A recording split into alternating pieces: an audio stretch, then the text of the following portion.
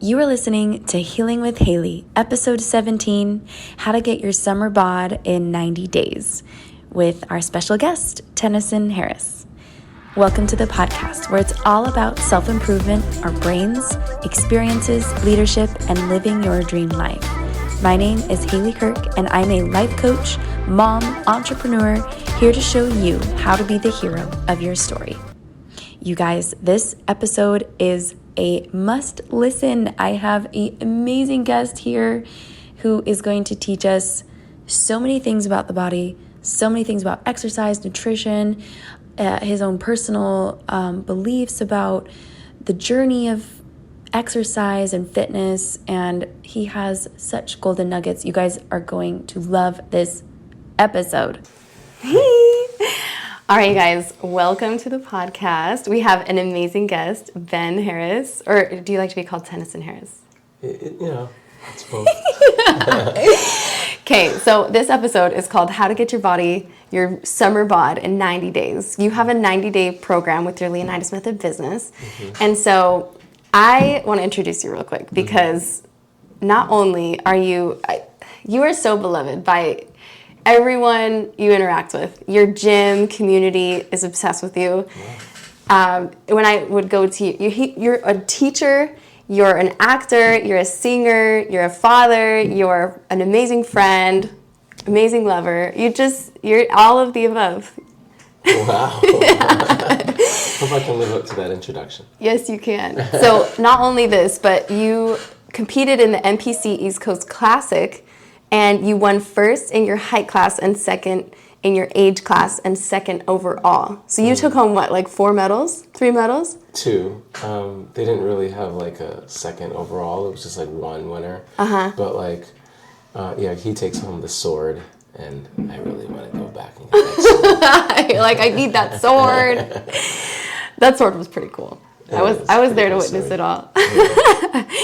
So, yes, you're so hungry. That's something about Ben that I really love. And I'm so excited that you're on this podcast. This is the first interview for Healing with Haley, and you're our honorary guest. I remember just living with you on a day-to-day. You're so intentional about your fitness. Every single thing that you preach, you do, and to the T. There's no deviation. It's absolutely, you're a stickler. You are, and it's impressive. I mean, you'll wash your pot and your spatula, and it's ready to go so that you make breakfast in the morning. And even the other night, we were playing board games, and there was like cinnamon rolls out, and you were like, you even jumped out of your chair. You're like, nope, not gonna do this. I'm gonna get like a protein bar. I think you got so you can replace it. I mean, it's like so disciplined. So let's go back. Tell us the journey a little bit, and I want to hear all the juice. Tell us where you came from. Yeah, well, it's so funny hearing you describe that because I was not that person, and I think this is good news for anybody who feels like this is not me and I can't do it. When I first, because I'm a teacher, and I was just starting off teaching, and this was my life. I would leave school and I would stop at McDonald's and I would have a double cheeseburger almost daily because I felt like I deserved it because I had been through so much stress, right? And either that or I'd stop at Chick-fil-A and get like nuggets. Those were my comfort foods. And I was eating bagels for breakfast, and then I would like grab some hot dogs for lunch, and I would have that after school, and then I would, I would go to the gym now and then, but like it was like I would go Monday, Wednesday, Friday. That's what I said. This is what I'm gonna do. Go Monday, Wednesday, Friday. And I started working out. I used to play basketball and things like that, but it was like that was the extent of my activity. It was just sports and fun and running now and then. I'll go for a jog. I wasn't lazy, but I was also like I had no clue how to eat and what I was doing, and so to the fact that I'm at a point where like it almost has become a part of my nature to like on Sunday night, if I haven't cooked my chicken for the week, I feel stressed. Yeah. Yeah. Like, you know that. Yes. Like, it has to be done. It's just Yeah. not an option. And it's like, the fact that I'm like that is a testament to the journey, and that people can change and transform and build good habits into their life. Because when I look back on that person, I was like, what? Like, what was I doing? What was I thinking? You know what I mean? And it's like, How much of that McDonald's, Chick-fil-A, hot dogs, bagels, how much of that was you just trying to do what's necessary, and you growing up in a household that maybe ate that way? I've never asked you, but... Yeah, well, my mom tried for us to be healthy. But, you know, it was just like, I wouldn't say she gave us bad food. Like, that was significantly more unhealthy than even the way I was raised, right? But it wasn't like, the thought did not occur to me that this is unhealthy eating. It was just like, eat what's quick and convenient and get to work, right? And I think that's... Did you see your parents do that? Kind of have that same mindset, like, just eat what's convenient? No, my mom, we would pack lunch ahead of time. It was like a sandwich, a fruit, a snack. A sandwich, a fruit, a snack. That was lunch. And breakfast was oatmeal or cereal, right? And dinner was, you know, probably the most rounded meal. And I think that's a lot of Americans, right? Yeah. They have cereal in the morning, sandwich, snack, whatever for lunch. Just put something in your stomach, right? And then for dinner, it's usually people's most well-rounded meal, right? Yeah. That's most likely when they'll have Whole Foods. And they'll have instant stuff for breakfast. It's just like instant stuff. Instant, quick. It's got to be instant. It's got to be quick. And people nowadays don't even know how to cook for the most part. Or they just eat out constantly, order constantly. Hot and ready foods. Yeah, hot and ready foods. I would take Hot Pockets. I would take frozen meals, whatever. Like, at one point I tried frozen meals. I was just eating whatever worked, right? And it was just like, it was about convenience. And really my mindset was like, no, I have to do this. I you know, like, to get to work on time, right? It was just like, I can't, you know, make something for breakfast, right? It was just like, and a lot of people tell themselves that, oh, I don't have time for breakfast. You know, you do, right? And so, yeah, anyways, I want to touch on that, yeah. because that drives me nuts. Our ancestors before us, they had no time. Literally, they raised livestock, vegetables, gardens, took care of like 8 children, Yes. did all the laundry, all the hard labor. Yes. They had no time. Yes. We have Yes. so much time. Yeah. If we were to do, you know, on your phone, you can do like a time analysis of all of the apps you're using and the time that you do it. Yeah. I was looking at mine.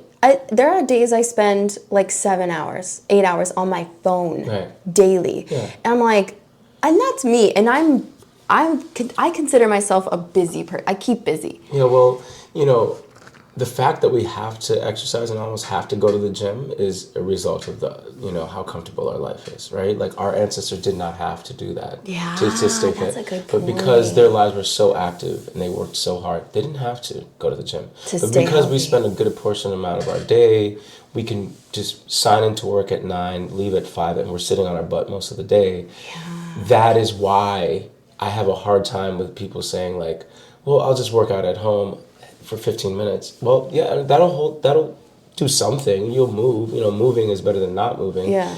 But you have to compensate for how comfortable your life is. You know what I'm saying? That, yeah. And we have to especially be careful about how we eat because of how comfortable our life is. Carbs are not bad. I right? love that you say that. Carbs are not bad. Fats are not bad. Yeah. Foods are not bad. But it's the fact that we don't expend a certain amount of energy, right, during the day. And so we have to work really hard to regulate the amount of energy units we're taking in. That's why we have to work so hard. You know, people wondering, like, why do I have to work so hard to lose a little bit of weight? And why is it so easy for me to get fat? I was like, your lifestyle is not very active. What's right? the acronym you use? You use this acronym for that. NEAT? Yeah. NEAT. Yeah, well, it's not my acronym. It's non-exercise activity thermogenesis. That means how much calories you're burning when you're not working out. Cool. Non-exercise, right? Neat. And so that is, that is king, really. It's the amount of cardio that you have to do. It really depends on how active you are, right? Like if you're a fidgety person, always getting up and moving, you might have to do a lot of cardio. I don't do a lot of cardio at all. Yeah. I probably do it like once a week, if that. And I'm walking around pretty, lean. And, it's because I'm constantly moving and active, I teach, I'm not like really sitting still the whole time. And then when I'm training my clients, I'm picking up weights and moving them around. I get home, you know what I mean? Cardio is not, people want, and I guess we can get to the journey now. It's like cardio, people think I got to lose weight, got to do cardio. Cardio is really should be more like the dessert rather than the main meal. And people make it the main meal of the program. Cardio is just about getting you to move more. That's all it is, right? And depending on how active you are during the day, it depends on how much cardio you need to do. Now, it is good for your heart. It is good. Cardiovascular health is good, right? But if you are trying, what most people want is to have a toned body. What is tone? Oh, you're asking me. Yes. Muscle definition. Yeah, it's lean muscle, right? Yeah. So people think that if I do cardio, I guess the fat will drop off and the muscle will just come to the surface. You know what I mean? And if I run, it'll develop my legs. No. Your legs have been under you for a very long time. Muscle development is really all about adaptation, right? Your body does not want to create muscle because it costs it more energy. Right? So your body resists it a little bit. When will your body create muscle? When it's constantly being given this signal that it needs to grow to survive. Okay? Wow. So that's interesting. What is that signal? When I do this 40, 50 times a week, your body's like, I better grow because, he's increasing the weight. I have to do this over and over. I need to grow. The brain says it's a signal. You're sending that signal to the body. You need to grow in this area. Okay, and it's a repeated signal. And that's the progressively overloading. Now, even if I do this with 20 pounds, after about 8 weeks, my body is full adapted. It will stop growing the muscle there because it doesn't need to. I haven't given it a new signal. Now, I can maintain what I have by keep on doing the same thing. But if I want the muscle to grow more, I must give it a signal to grow. That's really all it's about. That's what muscle growth is all about. And it's really about adapting, right? Our bodies were beautifully built to adapt to whatever we require of it. We can adapt to just about anything. And so that's where muscle building comes in. You want a toned body, right? You must give all your muscles, the muscle that you want to look good, the signal to grow. And most of the time, if we want to balance physique, you spend a little bit of time on every muscle, right? So the Leonidas Method is like, it's a plan. Make sure you're hitting all the muscles with the right amount of volume, right? And so that's what the Leonidas Method was designed for. It's like people just wander into the gym, like I did. They're like, cardio's good. Yeah, that's what people do on TV when they want to lose weight. And so I'm going to go do some cardio. I'm going to go to this machine. Got to do abs, right? Because I want to see abs. So I got to do abs. And then they see an arm machine. Oh, I know how to do that. Arm machine, leg machine, whatever. And instead of spending a good amount of time on each muscle, there was no plan. I had no plan. Eventually one started to emerge. And this was over time, right? Just talking to bodybuilders and whatever. The fact that I would go Monday, Wednesday, and Thursday, and I would look forward to my I would go Monday, Wednesday, Friday, and I would look forward to my Tuesday, Thursday, because I didn't have to go to the gym. And now I'm the type of person that I must go to the gym. It is not an option. Right? It's like if I don't go, I feel terrible. And it's like I can vacation. I'm not saying I have, but even on vacation, Even on vacation, you're doing your push-ups. I'm looking for a gym. I got to work out. Yeah. But yeah. I love it. So that I had a light bulb come on for me when you were talking. because this podcast is all about thought work, mindset, and it was so interesting what you said that like we can adapt, and when there's a requirement to adapt, that's when we get stronger. There's so many life applications. Yeah, and like for the mind, right? The mind is a lot like it's a function, right? And 80 to 90% of the thoughts we think are repetitive or absolutely negative, and not conducive. And it's not really us as well. The thoughts in our brains are just byproducts. It's really not us. And I love that if we do thought work, we do coaching, we do therapy, whatever modality you choose, we're reinforcing that muscle of, this isn't me, let's adapt, get over the caveman mindset, that survival mindset, right? Because the survival mindset for physical progressive overload. Yeah, that. So the survival brain is saying, oh, let's not exercise because we want to save energy, right? Let's survive, right? And then in mental health, the survival brain is saying, oh, everyone's out to get me. Oh, I have enemies everywhere, can't trust, must survive, must also be accepted in the group and do everything possible to be accepted, because if I get rejected, I die. Yeah. So it's so cool that, and it's so interesting. Mind and body are so connected. They're so connected, and I love that part about fitness. Is that if I'm doing a new exercise, I did one yesterday, and I was like, okay, what muscles am I working? All right, and I noticed I was doing like. There's this certain movement that just doesn't come natural to you. I know that's a foreign idea to you. For me, right, wanting to be a dancer as well, I know there's movements that did not come natural at first, right? Yeah. That I have to force my body to learn. I have to teach, just like learning an instrument, just like anything. It's everything. It's everything. Fitness is a microcosm of life. I agree. Opinion. Oh yeah. It's like because you make say that again. Fitness is a microcosm of life. It's like I get so many life lessons out of it. Everything. It's like a metaphor for life. It's like, okay, your body seeks the easy way out. Our minds seek the easy way out. We want the easy route. The easy route is falling in line with the crowd, just listening to whatever. The easy route is to like, I'm learning this instrument and this music is hard, so I'm just going to mess around, right? Yeah, or play something easier. Play something easier, right? Yeah. And the thing, the next level of being a musician, the next level of being a dancer is on the other side of that weak area, right? That you have to face. Yeah. And so like, some people struggle with like knee issues, lower back issues, and a lot of times it's because of a weakness in a certain muscle that your body's resisting to address. So a lot of times, I was just talking to one of my clients about this yesterday. He was struggling with he had hip pain or whatever from doing squats, and I was like, it's weak glutes, right?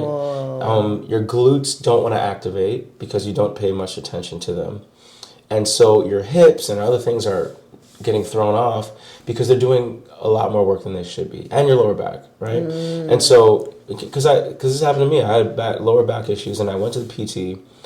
And I was like, shoot, this guy's just making me work my glutes. Like, that's all he's doing. He wasn't telling me that, right? They don't want to teach you. They want you to be dependent on them, right? And so I was like, but because I've been working out, I was like, this is just glute work. This is like a lot of ways to work my glutes. I was like, the key to a lot of, things is you attack your weak areas. So, yeah, it's so funny how fitness is like that. Like, I learned about life through fitness. I learned about dealing with people through teaching. I learned a lot about dealing with people through teaching. I learned so many life lessons by working on my strength from the outside in. It kind of helped me to grow up, doing my first show was like, I felt like I came on the other side of it. I was a little bit more grown up, just because I put myself through something so difficult, in my opinion. Life is way harder than that. But I put myself through something so difficult. I was in such a deficit, and I had come out on the other end. And I said, I did it. I did that, you know. And that was just a whole nother level of confidence. There is no person that can come up to me with a fitness issue that I'm like, I've done that. I've been there. You know, my injuries, even all that. I'm glad I went through them, because it's like, I can help you. You know, I can. Fitness is like been.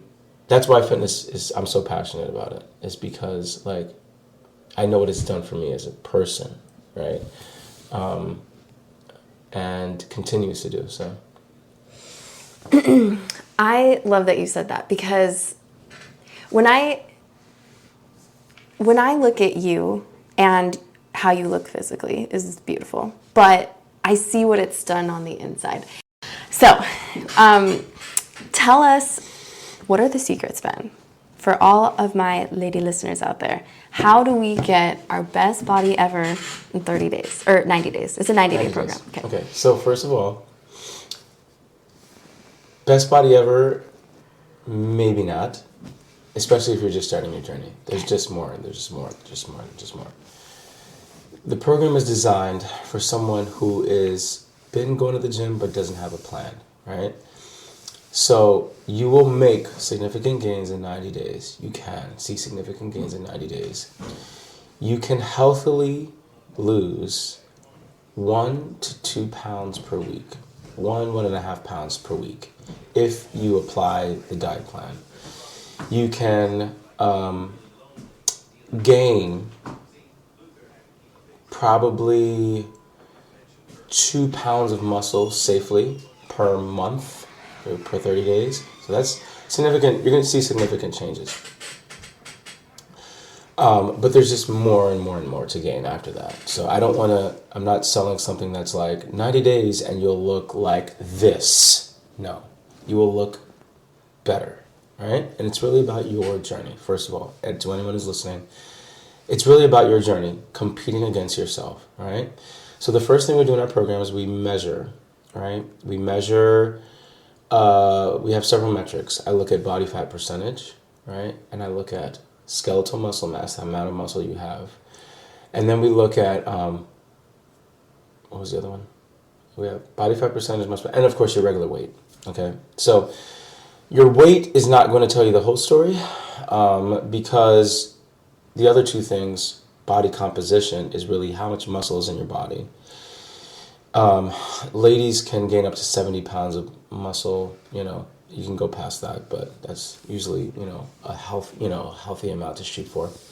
So usually I send my clients to get a detailed body scan. InBody Scan is a popular brand, but you can do this wherever your doctor is or whatever.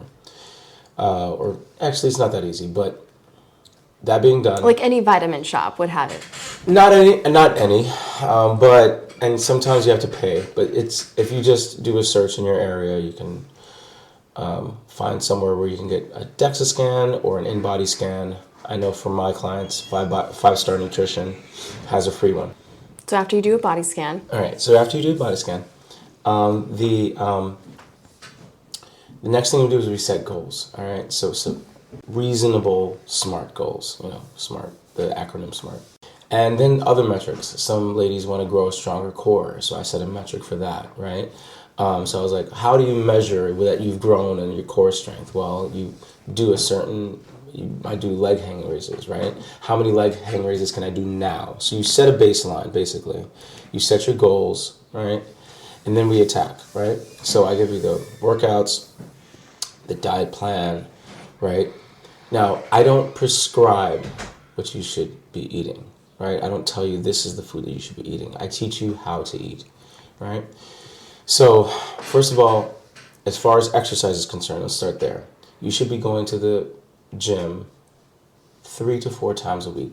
Recommended in my program is 4, right? To hit all the body parts with the right amount of volume, 4 days of weightlifting per week. What about cardio? It depends on the person, how active your lifestyle is and how much cardio you need. If you're trying to gain muscle, focus, always start with your weightlifting. Don't do cardio first and then go to it. Start with weightlifting, and you might cap it with about 20 to 30 minutes of cardio 3 times a week. That is, everybody should do about that amount of cardio per week, just for cardiovascular health, if not to, just burn some extra calories. So there's that.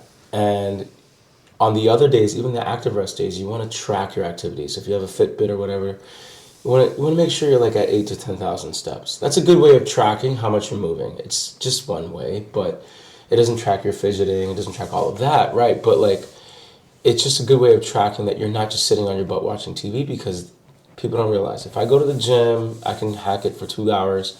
But if you're sitting on your butt for the rest of the day, you're holding on to a lot of energy units, that is, calories, and it's going to get stored as fat. So you want to stay as active as possible. And as far as eating is concerned, one of the biggest changes, the first changes, it's always phase in, phase out for me. I don't want to just tell you what to eat and just throw a bunch of foods at you and eat all this and get rid of all this. I'm going to chime in real quick. I love that you do that, because there's so much evidence to show that is what creates long-term results. Right. James Clear, the author of Atomic Habits, he talks about if you want a bend body, then that's the goal. Then you start with, I'm going to put my tennis shoes on. Mm-hmm. I'm going to wear my gym clothes. Mm-hmm. I'm going to just be inside the gym. It's like those little baby steps. Because and I know you said your program's for someone who's been going to the gym, but like for the listeners out there that just have no gym habits, start you can there. Still use it, yeah. Yeah. Well, I'm saying that what I'm trying to say is your phase in, phase out. I remember, asking for some dieting and nutrition advice from you for one of my friends, and you were saying, I need to know where she's at right now. Yeah. And I love that you said that. It's not just blanket advice. Yeah. It's very much so like, how much protein is she eating now? Yeah. Okay, well, if she's eating 60 grams, maybe just you say a yogurt, a protein yogurt. Yes. And I'm like, that is such valuable advice. And and success leaves clues, right? And so many people say that. The author of The Compound Effect, Atomic Habits, Tony Robbins. Like, there's so many people that say, start small. Yeah. Baby steps really work. Yes. Yeah. I'm glad you reminded me of that. So like a lot of people are like, when they first come from us, like, why do I have to measure? Or they kind of resist the measuring piece or the tracking piece. Like, and I was like, in the beginning, it's the most important. People think they're eating enough or they're eating healthy until they actually track it, right? And they actually see, oh my goodness, like, I'm almost eating half or less than the protein that I should be eating as a healthy human being. My fats are high, my sugar's high. And so you have to do the work of tracking it. I need to know where you're at in the beginning. I don't give you any advice until I know where you're at. Because let's say you're trying to gain muscle, right? I'm not going to just say, hey, add 200 carbs. If you're at like, if I throw 200 carbs at you, you're going to blow up. Right? Yeah. I need to know where you're at, and then I give you an incremental, increase. Or decrease. Right? You might be, in the opposite case, which is most people, they're trying to cut. First of all, I don't start you like cutting hard. I got to make sure that your baseline is correct. We got to set a baseline. So if your protein is super low and you're eating one meal a day, I'm sorry, but we can't cut. I have nothing to cut. Yeah. Right? Your body needs the amount of nutrition that it needs. One time you said this, and it kind of blew me away. For a cohort of American society that has been the most overweight, we undereat. Mm-hmm. The right foods. Undereat the right foods. Yes. Yeah. And I was overeat the wrong foods. That blows me away. We're actually not eating what we need to be eating. Yes. We're under-eating the right foods. Yes. Yeah, that's crazy. Yeah, and then I hate to be like a broken record because a lot of people out there are preaching this, but like highly palatable foods are readily available. Like it's just people have become so used to like just eating for pleasure and for comfort rather than for nutrition, right? The nutrition that I need. And so it's like I eat what's easy to get, convenient, and also what tastes good. It must taste good. Every meal must taste amazing and must be highly palatable. And it's like I have no problem with you, eating good foods. Make your food as tasty as possible, but know that, you have to eat enough of the right foods. Make the right foods as tasty as possible, right? And then we can talk about how you can treat yourself. But like, starting with protein, right? So people will almost inevitably, I have to increase that first, right? The protein, yeah. Yeah. And the thing about protein is like your body does not, people think if I eat this amount of, this is common misconceptions I deal with. If I eat this amount of protein, it's going to turn to fat. I don't know where that idea came from. Your body simply does not use protein that way. It seeks its energy first from carbohydrates, that's the fastest burning fuel, and from fats is the second best fuel, right? And so your body it doesn't even do well breaking, it doesn't like protein because the way the compound is made, the way the amino acids are structured, is not designed to turn into glucose, right? Very well. Like eventually it will, but the body will seek the carbs for energy, the fats for energy, and the protein for building. So, I've heard some scientists say, or some doctors of nutrition say, is like protein shouldn't even count as a calorie because your body just doesn't use it for energy. That's amazing. And yeah, so you can, if you want to overeat something, it should be protein, but that's not what most people do, right? I feel pretty honored because one time you were like, I think you need to cut back on protein. Yes, and then you're like, yes. I retract that statement. Well, it's because you're eating all my meal preps. And I was like, we need to budget this meal prep. Like, hey, that's enough protein. But yeah, so start with the protein. That's 1 gram per pound. So if you're a 130-pound lady, you should have 130 grams of protein. What does that look like? If you have 3 meals a day, okay, and they're meals, not breakfast, lunch, and dinner, and you average 30 grams of protein each, that's 90. So you're going to need 30 more, all right? And the easiest way to do it is have a protein shake, right? So if you want to do it that way, that's the easiest approach. You're already at 120. You throw in a Greek yogurt, you're at 140. It's that simple. If you're 130 pounds, this is not hard. Yeah. Now, a 200-pound guy, right, has a lot more work to do. He's got to eat 4, even sometimes 5 meals. I'm 180 pounds. I must have 4 meals. And even then, my 4 meals need to be 40 grams each. So that gets me to 160, plus a shake is 190, plus my Greek yogurt. I'm at 210, right? So that's why I have to prep. I have to look ahead of time because where's that protein going to come from? You can't be going to Chipotle every meal, right? Expensive. Expensive, not even ideal because they overfeed you with the carbs. So you need to cook ahead of time or something, or get on a meal prep service, Louis Meal Prep Service, 10% off, 10K. You get on a service where the macros are revealed to you, right? Okay, and then as far as carbohydrates, it really depends, right? If you are an athlete, you might be at 200, even 300 grams of carbs. Elite athletes even more. And then you have fats, which I generally tell them in the beginning, 75 to 100 grams of fat maximum. And that's the first thing we're going to cut because fats are very expensive calorically. Okay, every gram of fat is 9 calories. Every gram of carbs is 5 calories. So if you want to have the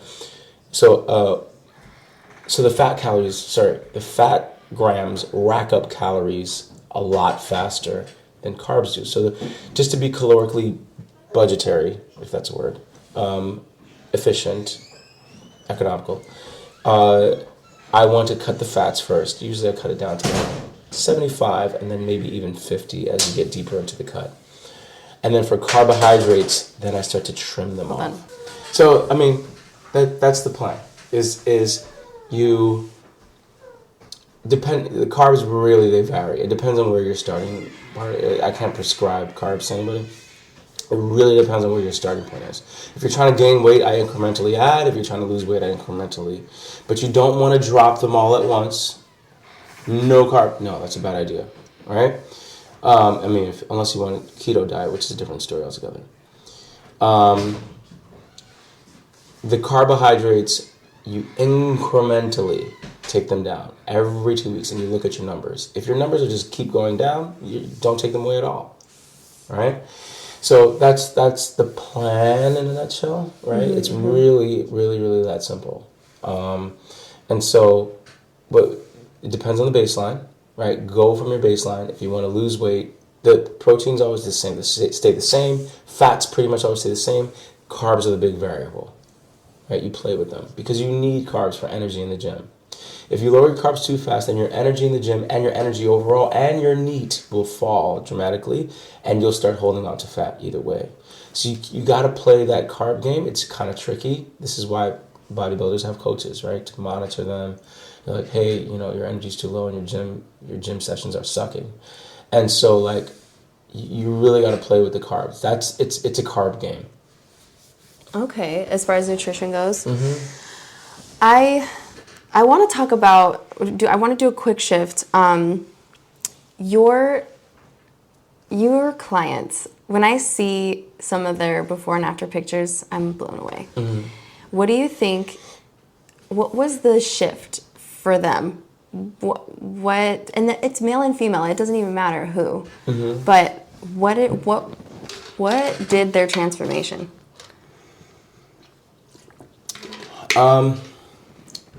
So, the good news and the bad news. Not every client has seen the same amount of results. They've all seen results. I'm not talking about the Leonidas Method. I'm just talking about clients in general.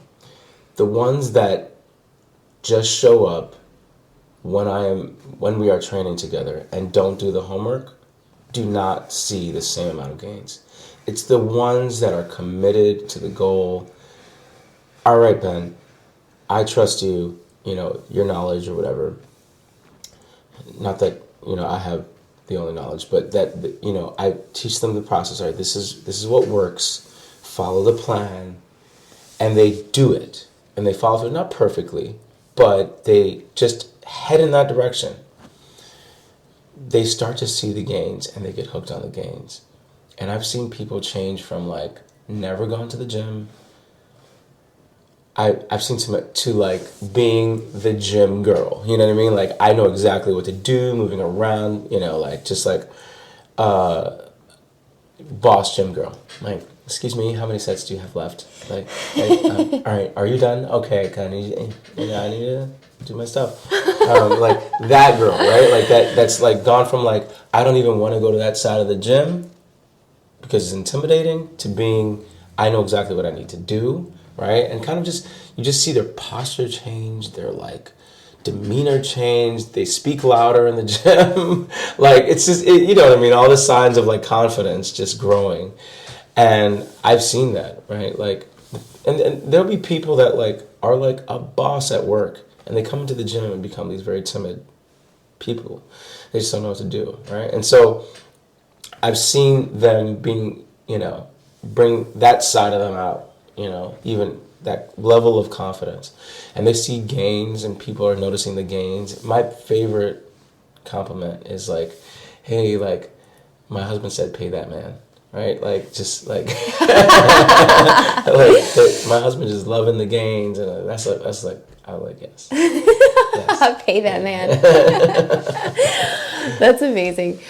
Last question to finish off the podcast. I really want to hear your thoughts on this whole culture of plastic surgery and fast. Yeah, like fad diets, intermittent fasting, all these ways that we're like altering our body in an artificial way, the biohacking, the juicing, all that stuff. What are your thoughts on that? And why have you chosen to be a natural athlete? Because you don't take any of those things. You're totally natural. You compete in natural. Oh, wait, you didn't compete in a natural. I did not compete in a natural That's right. Yeah. It wasn't a natural. Yeah. You were a natural in a not natural league. Yeah. And still placed first in your height class. Yeah. And second in my age. And the guy I lost to overall, because we were going head to head, they kept moving us back and forth. It was down to those two guys. God. And I was so close to winning, and I lost him. And I know the guy that beat me was not natural. Yeah. So I don't see all the things you mentioned as the same. Oh, I'm really sorry. I have to finish the question. Okay. there's a part of me that feels the reason why I do fitness is because of what it does for me more so on the inside than the outside. Yes. But I see a disconnect when I go to the gym sometimes. Sometimes I see a lot of girls, not that there's anything wrong with like recording yourself and building an audience, but it's almost this like, I'm better than you. I'm here because of how it makes me feel, and I'm superior to everyone else. It has that vibe a little bit. Yes. I'm happy to be wrong, Yeah. but I know it's out there. It's out there, and it's ego, right? It's ego, just kind of like, I'm holier than thou because I look better than thou, and to me that's really gross. For me, the reason I go to the gym is for really the inside benefits.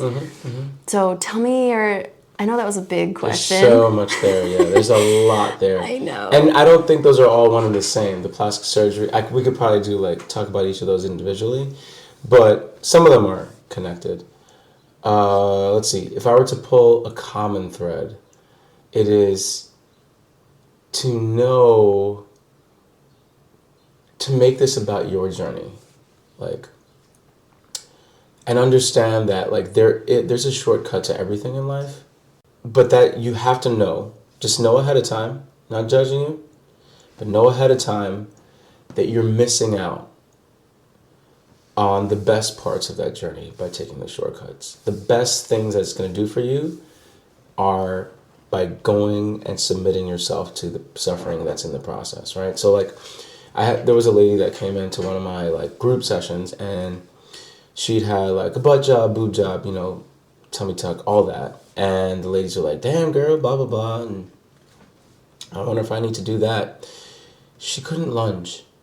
She couldn't do some of the most functional movements. And she was dying by the end of the session, right? Fine, right? If she would have come back. She never came back to the session. As a matter of fact, I didn't see her much in the gym anymore. And I saw her again. She had lost all that. Why? Because she had never built in the habits. You can do all that stuff. You can take all the shortcuts. If you don't build in the habits, it's not going to make a difference. She lost her butt? Well, you don't lose your butt, but you lose the tummy tuck, so you start to look to look just as round as you did before, right? Right. What makes us look good is proportions. You know what I mean? You can have the biggest butt in the room, but if you got a big belly, nobody's going to care. You know what I'm saying? Or somebody will like it. Good to know. Yeah, somebody will like it. I'm not saying judging anybody, but I'm saying what actually looks aesthetically pleasing is proportions and curves, right? Whatever, Well, I mean, to each one his can own. argue, yeah. To each his own, right? I'm not saying you have to look this way. I'm saying it's really about enjoy the journey, and don't, I would say this to anybody, just submit yourself to the process and know that the process itself is the journey. It's not just about getting to the end goal. Because I don't think I'll ever get to the end goal. I'm never going to stop working out just because I know what it does for me, right? I love what you just said. That is amazing. Right. I want you to get to the place where gymming or working out is just built into your DNA, like it is mine now, because my DNA has changed, right? Not metaphorically. And then you look up one day and you're a different person. And you're like, holy shit, I'm a different person. I know this is a clean podcast. Holy crap. I'm a different person. Darn it. Darn. That's what it was for me. It was people just look at me now and come up to me now and say, I want to look like you trained me. Hands down. Yeah. Yes. And I walk into, my daughter's softball game with my sleeveless shirt, and the young boys are like, I want to look like that guy. My students want to know what I do, right? I was the shortest guy in high school. And the thing is, I didn't do it to get this attention, right? It's still shocking to me. I still don't think I'm anything special. But I've put in the time and I've put in the work and my body shows it. But it started off as incremental steps, and I just started to build and build and build and build until my DNA had changed. And that's what it has to be for people. It's like, if you are trying to get to this body and you're comparing yourself to this person and you're trying to look like this, you will get frustrated in your journey and you will quit. Yes. Right? Yes. But if you're competing against yourself to be better than yesterday, I want to be a better person than yesterday. I want to just improve on this gift that God has given me. I just want to improve on it daily. I want to do better. I want to do better. I want to do better. And then you start to like, you look up one day and you look back on that person and you're just like, oh my God, I don't even recognize myself anymore. I don't even recognize that person. Wow. And like, I want to touch on that really quick. Yeah. I have found that I've accomplished a lot of goals I've set out for myself, which I'm really proud of, but it was never satisfying when I actually accomplished the goal. It was almost, depending on how I approached the goal, but it was the joy in the journey. Depending on how I did it. When I did pay off $33,000 of student debt, that was chaotic. That was suffering. It was no, and it was because of the way it was very scarcity mindset and fear based instead of faith based. Absolutely, I was like, I must do this. I have to do this. And when I actually did it, it was like so unsatisfying. I was like, what? Because I didn't build the right mindset, the right energy. No one can sustain fear and scarcity for any length of time without it destroying you. But for example, when I did my fitness journey, getting my body back from postpartum, it was so satisfying because it was like, it was me becoming stronger. And instead of me like, oh, I have to lose this amount of fat and this amount of pounds and then I'll be happy. Right. It was like, no, I love my body just as it is right this moment. What if I just every day got a little bit stronger? Right. And what I loved about what you did, and I was very careful not to like tell you anything in the beginning. You were very careful. He was so because I automatically didn't want you to think, oh, you're dating me, I want you to be a fit girl with me. I didn't want you to think that at all. And I never felt that way. Yeah, and so I was like, when you ask for something, I'll do it, right? But when you were pregnant the entire time, I know you felt like you weren't doing anything because sometimes you would show up and to the gym and then you would do like 2 exercises, feel horrible, and you would go home, right? Yeah.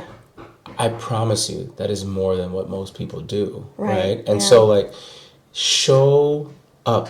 Yes. The worst workouts are better than no workouts, right? Everything. Just show up. Yes. Show up to the gym. I guarantee you, if you get yourself there, you will do more than what you were doing at home.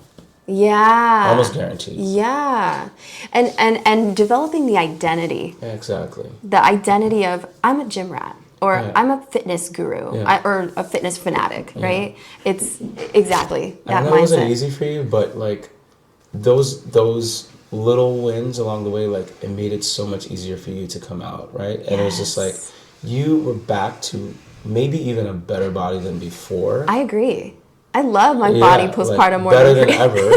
Like a couple months out, right? Like and that's a whole nother podcast. But yes.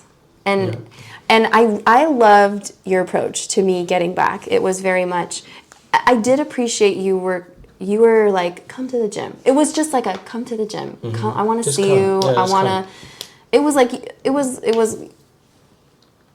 was sweet, but also like I'm looking out for you too. You know what I mean? It was very compassionate and very like. It wasn't not like pressure. I didn't want to be like do this. It was just like I just move. Just move. Just move. Get that blood running. It'll make it. Just get that blood moving. Get that blood moving. And I want people to have people like you in your life, right? People who genuinely care about you aren't gonna let you lose yourself, right? Yeah. People who genuinely care for you deeply will say, "Hey, let's change this a little bit." And you need people like that in your life. That I'm so glad, and that's why I think having a coach is so it's invaluable. Having a coach, like in your Leonidas Method, you're a coach, a person, tell them what they get in the Leonidas Method. Yeah, so with that, we set goals together, right? We establish a baseline. We set goals. We set dates for benchmarks. We track your meals weekly. I make adjustments to tell you how to make adjustments to your diet.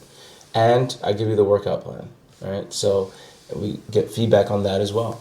So. And I love, it's an accountability partner is really the biggest thing that you offer is, and I love like eavesdropping a little bit because you're very non-judgmental. Like, okay, like let's make a plan. What happened here? How was this week?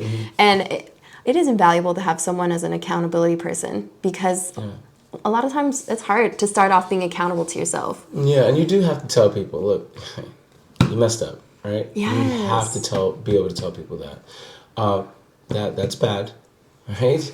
All right, like you really fell off. Or not bad, but like this isn't going to get you the results you want. Exactly, I would only say that's bad if they were not treating it like if they're already like, hey, I ate 10 crumble cookies. Like I'd be like, well, obviously you already know that's bad. But I'm like, hey, like you're drinking every day. That's bad. That's bad, right? Like that's like you're gonna die, right? Like, honestly. And so like there's a time for that. Yeah. So not in a non-judgmental way, you can still tell somebody, you know, this is not good. Right. Not good. It's not good. Jordan Peterson. Smartest guy on the planet, and he narrows it down to that's not good. It's not good. Love you, Jordan Peterson. So how can people find you? How can people get more info? Tell us all the goods. Yes. So you can follow me on Instagram at ten.harris.fit and follow the Leonidas Method at the Leonidas Method. By the way, the Leonidas is the Greek warrior from 300, and that's where it got its name. So the Greek body, the classic Greek physique, which I think is what most people want.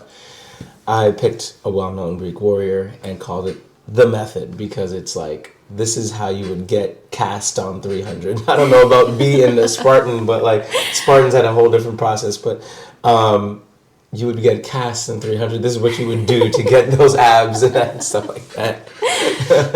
We don't want to get into the Spartans, so that's a whole history lesson. But that's how you follow me on Instagram. If you want coaching, just there's a link to my coaching on there. Or you can just DM me for a free consultation. Awesome. Yeah. Thank you. Thank you for having me. This is fun. We could talk for hours. We could, and we do. All right, gang. Thank you so much. We'll see you soon. Yay. That was good. That was a good one. If you are looking to change your life in 2024, I am your coach. I have a coaching program built just for you, customizable and specially for you. Each month, I will dive deep into limiting belief systems, thought patterns, habits, and so much more to take your dream life and make it a reality. Sign up for my 12-month coaching program before spots fill up. I'm only taking 15 clients who are serious about taking their massive action towards their dream